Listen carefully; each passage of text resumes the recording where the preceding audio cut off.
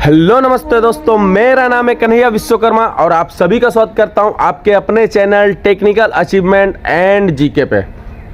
दोस्तों, आज का जो टॉपिक है ना, वो बहुत ही एक अच्छा टॉपिक है। वो टॉपिक क्या है, पहले उसको समझिए।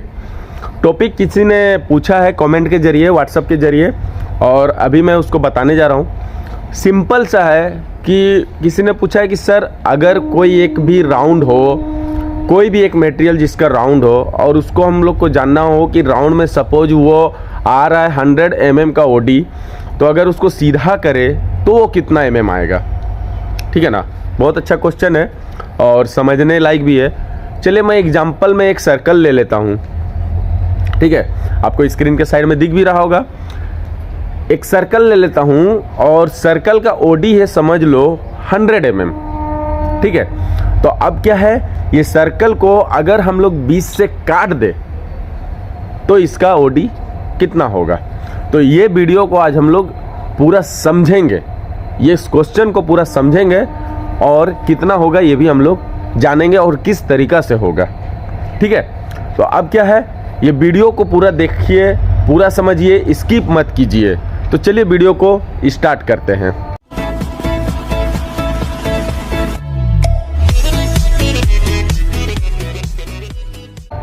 दोस्तों, सबसे पहले हम लोग क्या करेंगे, एक सर्कल लेंगे। ठीक है, वो सर्कल लेने के बाद में अगर वो सर्कल को 20 से काट दिया जाए और उसको लंबा किया जाए तो वो कितना mm होगा। तो सबसे पहले हम लोग सर्कल का एक ओडी रख लेते हैं। सर्कल का ओडी रख लेते हैं 100 mm। ठीक है, कितना रख लेते हैं, 100 mm। और उसके बाद क्या है कि उस पर एक फॉर्मूला लागू करेंगे जो हम लोग को ट्रिगोनमेट्री में सिखाया जाता था, बचपन में मैथ कैलकुलेशन में बताया जाता था। वो फॉर्मूला है कि किसी भी सर्कल को जो परिधि है उसको सरकमफ्रेंस, अगर लंबा में हम लोग mm में जानना या फिर कोई भी डायमेंशन में जानने के लिए उसको हम लोग क्या करेंगे, लंबा करने के लिए 2πr या फिर πd हम लोग गुना करेंगे। अच्छा, 2πr और πd में क्या फ़र्क है, देखिए 2πr में क्या होता है, यहाँ पर 2 है तो वहाँ पर r है, यानी कि डायमीटर का आधा। πd में क्या है, इधर पाई लग गया तो उधर डायरेक्टली 2 हट जाने के बाद में ये r हट करके डायरेक्टली डायमीटर आ जाता है। तो चलिए हम लोग πd ले लेते हैं। ठीक है ना, फॉर्मूला क्या है, πd।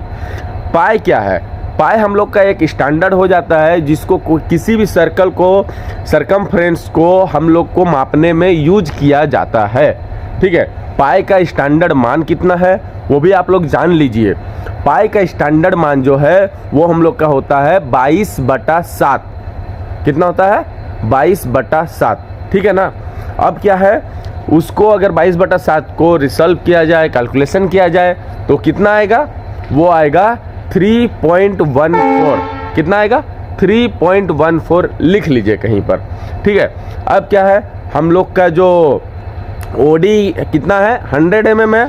ठीक है, 100 mm है तो हम लोग πd यानी कि 3.14 को मल्टीप्लाई करेंगे किसके साथ में, 100 के साथ में।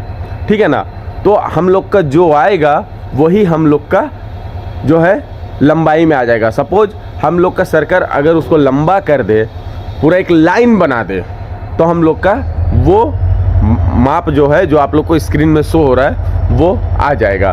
ठीक है ना,